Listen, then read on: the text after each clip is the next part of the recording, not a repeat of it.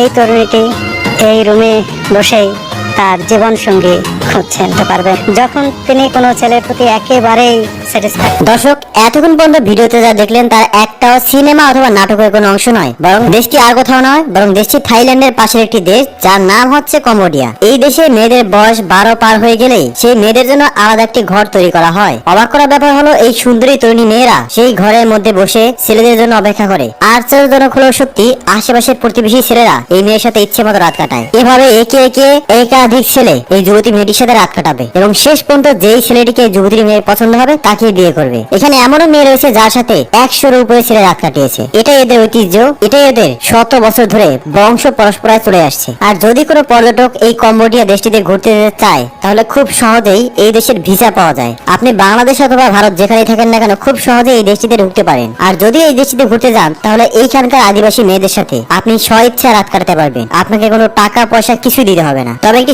শত শত মানুষ, শত শত ছেলেরা এইসব মেয়েদের সাথে রাত কাটায়। সে কারণে এই মেয়েরাও খুব সহজে কাউকে বিয়ে করে না। এরাও এটাই চায় যে ছেলেরা আসুক এবং এদেরকে সময় দিক। এবার আপনি হয়তো ভাবতে পারেন যে এদের বাপ মা কিংবা গার্ডিয়ানরা কিছু বলে না। তবে আপনাকে জানিয়ে রাখি, এদের বাপ মারও বিয়ে হয়েছে ঠিক এভাবেই। আপনার, আমার অথবা আমাদের দেশের মানুষের কাছে এই সমস্ত ঘটনাকে অস্বাভাবিক মনে হলেও কম্বোডিয়া এমন একটি দেশ এখানে এই সবকিছু সম্ভব। জানলে আশ্চর্য হয়ে যাবেন এই দেশে এমন এমন ঘটনা ঘটে যা এক এক করে এই পুরো ভিডিওতে জানবেন। তার আগে ছোট্ট একটি রিকোয়েস্ট, আমাদের ভিডিওটিকে লাইক করে চ্যানেলটিকে সাবস্ক্রাইব করবেন এবং কমেন্টসে লিখে জানান আপনি ভিডিওটি কোথা থেকে দেখছেন।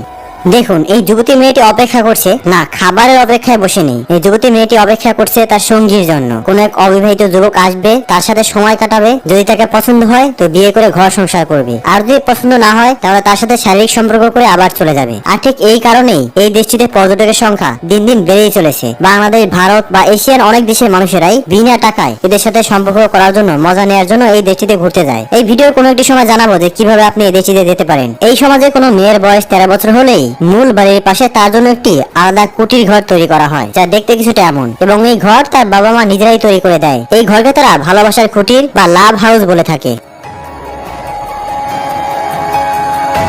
দেখুন, এই মেয়েটির কাছে যখন জিজ্ঞেস করা হয় যে আপনি কয়জন ছেলের সাথে রাত কাটিয়েছেন, তখন এই মেয়েটি কি বলে শুনুন। এদের আয়ের উৎস হতে চাষাবাদ। এদের নেই কোনো প্রাতিষ্ঠানিক শিক্ষাগত যোগ্যতা, নেই আলাদা কোনো কর্মসংস্থান। থেকে মাছ ধরা, আশেপাশের জঙ্গলে বিভিন্ন ফল এবং বিভিন্ন গরু এবং ছাগল লালন পালন করে এরা জীবিকা নির্বাহ করে। তবে জানলে অবাক হবেন, এই পুরো এলাকা জুড়ে তারা প্রচুর পরিমাণে গাঁজা এবং আফিমের চাষ করে। অবসর সময়ে তারা এই গাঁজা এবং আফিম সেবন করে নিজেদের মনোরঞ্জন করে। আমাদের দেশে গাঁজা খাওয়া অপরাধ হলেও কম্বোডিয়ার এই প্রদেশটিতে নেশাদার দ্রব্য সম্পূর্ণ বৈধ। তবে অবাক করার মতো বিষয় হলো এই অধিবাসী মেয়েদেরকে তাদের নিজের পিতা অর্থাৎ জন্মদাতা পিতাও চাইলে বিয়ে করতে পারে। এমন অনেক নজির রয়েছে যেখানে নিজের মেয়েকেই নিজের বাবা বিয়ে করেছে। সবচেয়ে নিকৃষ্ট বিষয় হলো এখানে যদি কোনো আদিবাসী মারা যায় তবে তার মৃত লাশ জঙ্গলে ফেলে দেওয়া হয়। নেই ধর্মীয় কোনো রীতিনীতি, না দেওয়া হয় কবর, না পুড়িয়ে ফেলা হয়, বরং সরাসরি জঙ্গলে ফেলে দেওয়াই এদের ঐতিহ্য। এরা খাবার হিসেবে যা খায় তা জানলে আপনার চোখ কপালে উঠে যাবে। জঙ্গলের পাশে রয়েছে নদী, নদী থেকে ধরে আনে পাইথন অজগরের মতো সাপ এবং সেই সাপ কেটে রান্না করে খুব স্বাদের সাথে এরা এগুলোকে সেবন করে, অর্থাৎ দুপুরের খাবার এবং রাতের খাবার হিসেবে খায়। সকালে নাস্তা হিসেবে সাপের ডিম,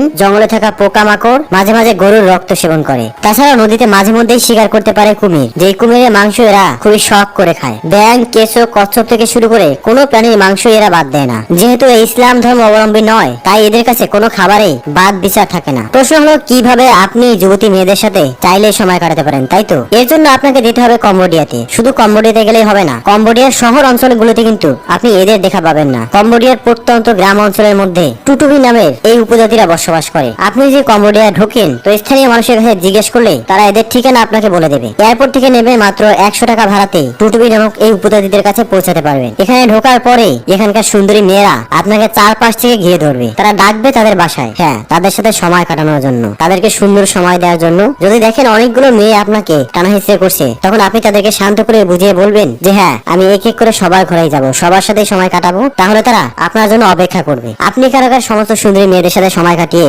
মজা নিতে পারবেন। তবে একটি কথা অবশ্যই মনে রাখবেন, যদি কোনো মেয়ে আপনাকে পছন্দ হয়ে যায় তবে কিন্তু তাকে বিয়ে করে আসতেই হবে। তাই এদের সাথে বেশি দরদ দেখাতে যাবেন না। তবে বন্ধুরা, আপনি কি এই দেশটিতে যেতে চাইবেন, এদের সাথে সময় কাটাতে চাইবেন, সেটা কিন্তু আমাদেরকে কমেন্টসে লিখে জানাবেন। পরবর্তী ভিডিওতে আপনি কোন দেশ সম্পর্কে জানতে চান তা অবশ্যই কমেন্টসের মাধ্যমে লিখে জানাবেন। আপাতত স্ক্রিনে দেখানো এই ভিডিওটিকে এনজয় করুন। ধন্যবাদ।